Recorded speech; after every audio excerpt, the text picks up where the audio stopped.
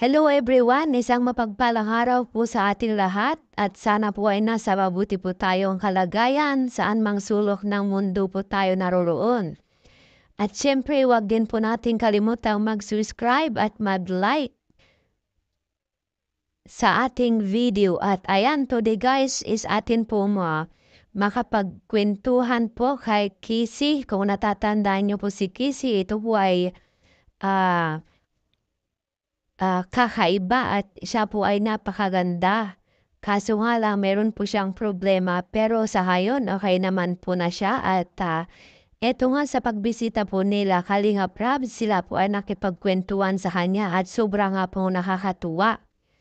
Pero ito po, maikinagulat po ng lahat at bigla po silang natawa sa isang tanong po ni Kissy kay Kalinga Prab. So ayan guys, atin alamin kung ano po yung itinanong ni Kissy kay Kalinga Prab. May-date sana ako noong February, kaso... Dapat inuuna muna yung sarili mo. Oo, ngayon nga yun.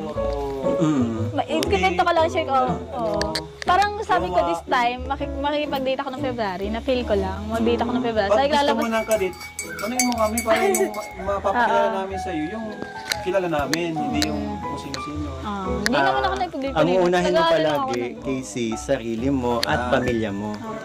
Yun, so ito. Saka huwag kang magtitiwala ka Agad, yan. Kasi maraming hindi natin alam kung ano talaga. Pwede ding may mga taong mapagpanggap Yun. na papakitaan ka ng mabuti pero hindi naman pala, ganun. Mga gender. So, wag muna.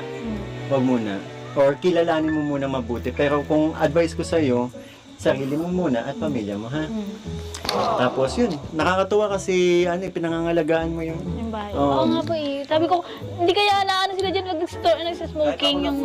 Nagulat ako, ang ganda ng bahay. Ganda po. Ingatan ko, sabi ko pag something like, gusto ko pa siyang i-renovate dito sa labas. Pero huwag na muna yung jowa-jowa. Bakit naman? Para relax mode.